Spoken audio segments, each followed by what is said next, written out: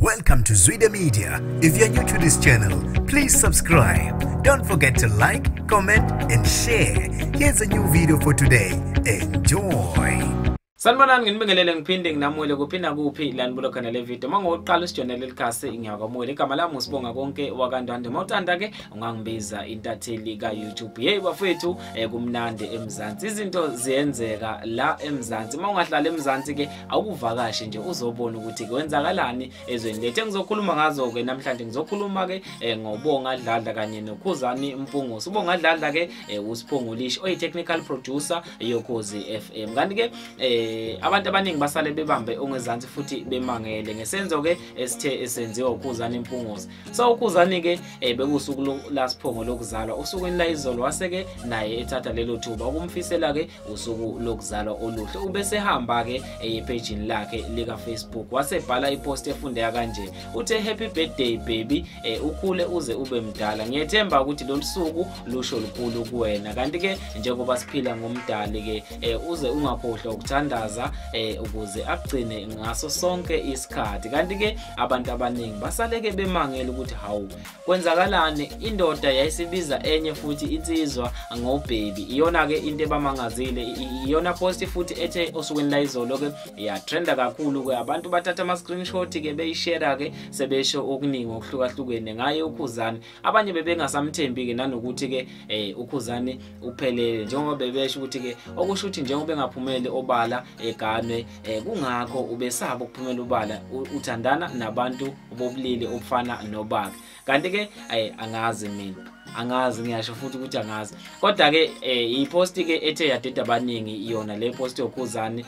khona lapha ku Facebook ubese isusa ke ngokusheshsha emva ukuthi ke ebonile ukuthi ke kwenzeke iphutha wabe esehamba ke eya lapha ku Instagram account yakhe eyosho ukuthi ke kwenzeke iphutha njengoba siyazi ukuthi emafonini ethu ke khona lento ekuthiwa iauto correct khona lapha ku keyboard mhlambe mawabhala izinto ezithile iyakhona leyo nto ukuseveka mawutype kunganakile yona iyakusuggestela ukuthi ke nawo amagama yabo mhlawumbe wabhala uB amagama wakho wabhala phambelini ana leyo alphabet uqale ngakuvele kungene wona so uthi uKhuzani yena ubhale nje ngokunganaki kwavela kwangena legama lika baby okungenza ukuthi mhlawumbe phambelini khona umuntu ayemfisela usuku lokuzalwa futhi oluhle yabo wasebenzisa amagama afana nalawo kanti yayisivele yamsuggestela ke ifoni this time waposta enganakile kwase kwenzeka yona lento eyenzekile abantu ke wasebatshela ukuthi cha abake bame kancane abaxole nje bengeke yena enze into enje yakube iyiphutha uhambe waya ku Insta ke wasethi ke nifuna ngichazeni kodwa ke bengayimisele ngokuchaza mina abantu abaningi ngibona ngazuthi ke bayathanda ke ucreate idrama njengoba ke